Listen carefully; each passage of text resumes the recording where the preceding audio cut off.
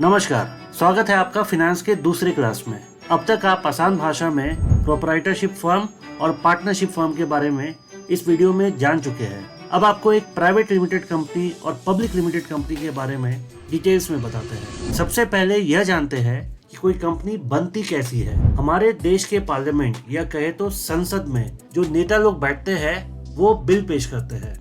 Bill मतलब आसान भाषा में नियम कानून। जैसे बैंकिंग का बिल मतलब बैंकिंग के नियम कि बैंक्स कितने दिन चलेंगे, क्या इंटरेस्ट देगी। जब इस बिल को पार्लियामेंट में मेजॉरिटी वोट मिल जाता है तो ये बिल पास हो जाती है और बन जाती है एक्ट। इसी तरह 2013 में बना कंपनी एक्ट, जिसमें कंपनी बनाने के नियम तय किए गए। अब ये नियम क्या है? नियम बड़े सिंपल है। सबसे पहला नियम, प्राइवेट लिमिटेड कंपनी में कम से कम 2 डायरेक्टर रहेंगे। जैसे कि मंगलू और रमेश, यह नंबर मैक्सिमम 15 हो सकता है। मतलब एक कंपनी में मैक्सिमम 15 डायरेक्टर हो सकते हैं। दूसरा नियम, कम से कम 2 शेयर होल्डर भी होने चाहिए। शेयर होल्डर क्या होते हैं? जिसके पास भी कंपनी का शेयर होता है उसे शेयर होल्डर कहते हैं। यह नंबर मैक्सिमम 200 हो सकता है। खुद डायरेक्टर भी कंपनी के शेयर होल्डर हो सकते हैं। तीसरा नियम, कैपिटल रिक्वायरमेंट, मतलब मूलधन या लागत। अब कंपनी बनाने के लिए पैसे तो चाहिए, ये कहाँ से आएंगे? मान लीजिए मंगलू और रमेश कंपनी चलाने के लिए पैसे लगाते हैं 1-1 लाख, टोटल हो गए 2 लाख रुपए। तो कंपनी का कैपिटल हो गया 2 लाख। इस 2 लाख को कंपनी का पेड अप कैपिटल कहते हैं। पेड अप कैपिटल मतलब जो कैपिटल शेयर होल्डर्स का है। यहाँ ध्यान से समझना होगा कि कंपनी की अपनी खुद की पहचान होती है और अपने खुद के पैसे होते हैं। यह जो 2 लाख रुपए कंपनी बनाने के लिए दिए गए हैं वो अब मंगलू या रमेश के नहीं पर कंपनी के हैं। हाँ, कंपनी ने इसके बदले मंगलू और रमेश को शेयर्स दिए हैं। अब ये कंपनी बढ़ेगी और कमाएगी तो ये 2 लाख भी बढ़ेंगे। अब मंगलू और रमेश 2 तरह से कंपनी से पैसा कमा सकते हैं। पहला तरीका, कंपनी से सैलरी लेके। कहने का मतलब एक डायरेक्टर के रूप में आप कंपनी में काम कर रहे हैं तो आपको सैलरी मिलेगी। दूसरा तरीका, क्योंकि आप कंपनी में पैसा लगाए हैं तो आप कंपनी के शेयर होल्डर्स भी बन सकते हैं। दोनों ऑलरेडी 1-1 लाख के शेयर होल्डर हैं। वैसे आप यह मत सोचिए कि कंपनी कभी भी किसी से भी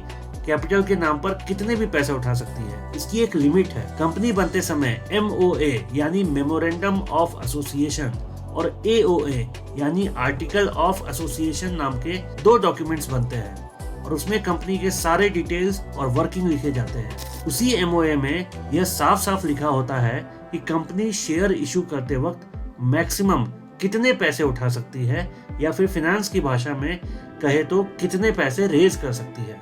इस मैक्सिमम लिमिट को कहते हैं ऑथोराइज्ड कैपिटल। कोई भी पब्लिक कंपनी कभी भी अपने ऑथोराइज्ड कैपिटल से ज्यादा पैसा नहीं उठा सकती। इसीलिए पेड अप कैपिटल या तो ऑथोराइज्ड कैपिटल से कम होता है या फिर ज्यादा से ज्यादा उसके बराबर होता है। चौथा नियम, DIN मतलब डायरेक्टर्स आइडेंटिफिकेशन नंबर।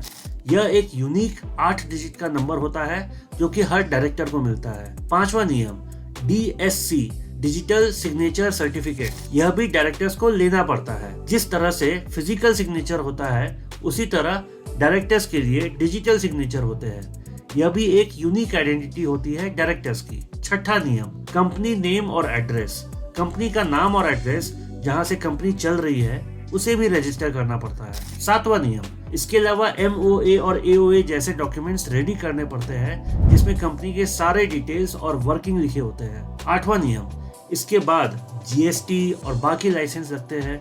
लाइसेंस मतलब अगर कंपनी खाना बना रही है तो फूड लाइसेंस, दवा बेच रही है तो फार्मा लाइसेंस। इन सारे स्टेप्स को कंप्लीट करने के बाद finally private limited company register हो जाती है और MCA मतलब मिनिस्ट्री ऑफ कॉर्पोरेट अफेयर्स इस कंपनी को सर्टिफिकेट ऑफ इनकॉर्पोरेशन दे देती है। अभी तक ये कंपनी प्राइवेट लिमिटेड है जो प्राइवेट हैंड्स में रहती है और मैक्सिमम 200 इन्वेस्टर इसमें शेयर होल्डर्स बन सकते हैं। पर 200 इन्वेस्टर से भी काम चलेगा नहीं। अगर ज्यादा इन्वेस्टर चाहिए, कंपनी को और भी बढ़ाना है तो कंपनी को प्राइवेट से पब्लिक करना पड़ेगा। कहने का मतलब अब कंपनी में आम जनता भी इन्वेस्ट कर सकती है। इसके लिए क्या करना पड़ेगा? काफी आसान काम है। इसके लिए कंपनी को अब कम से कम 2 नहीं बल्कि कम से कम 3 डायरेक्टर होने चाहिए। मंगलू और रमेश के अलावा किसी और को भी डायरेक्टर बनना पड़ेगा। इसी के साथ मिनिमम शेयर होल्डर्स भी कम से कम 7 होने चाहिए। फॉर्म MGT14 और फॉर्म INC27 यह 2 रेगुलेटरी फॉर्म सबमिट करने पड़ते हैं। और सारे MOA, AOA जैसे डॉक्यूमेंट्स में बदलाव करना पड़ता है। वैसे ये सारे डिसीजन जैसे कंपनी को पब्लिक करना है, कौन डायरेक्टर्स बनेगा, ये सब फोन या व्हाट्सएप पे नहीं होते। इनके लिए मीटिंग्स होती है, जैसे AGM, एनुअल जनरल मीटिंग, या फिर EGM, extra ordinary general meeting. अब ये कंपनी ओपन हो जाती है पब्लिक से फंड्स लेने के लिए। जहां प्राइवेट लिमिटेड में शेयर होल्डर्स 200 से ज्यादा नहीं हो सकते, वहीं पब्लिक लिमिटेड कंपनी में शेयर होल्डर्स की कोई लिमिट नहीं होती है।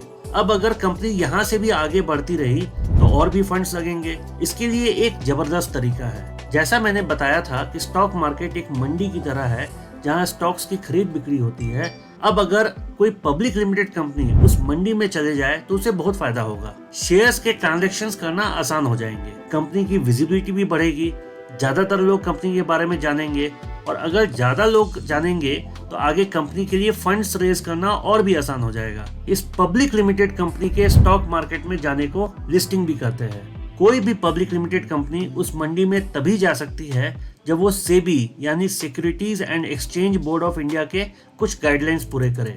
स्टॉक मार्केट के लिए एलिजिबल होना और उनके लिए अप्लाई करने के पूरे प्रोसेस को IPO या इनिशियल पब्लिक ऑफरिंग कहते हैं, जिसके बारे में हम अगले चैप्टर में डिटेल्स में पढ़ेंगे। तब तक के लिए आप सबका धन्यवाद। जिन्हें कंफ्यूजन है वो वीडियो फास्ट फॉरवर्ड करके एक बार फिर से देख ले, और अगर फिर भी कंफ्यूजन है तो प्लीज कमेंट्स में अपने डाउट लिखें। चैनल लाइक और सब्सक्राइब जरूर कीजिएगा, आगे इंफॉर्मेटिव वीडियोस आते रहेंगे।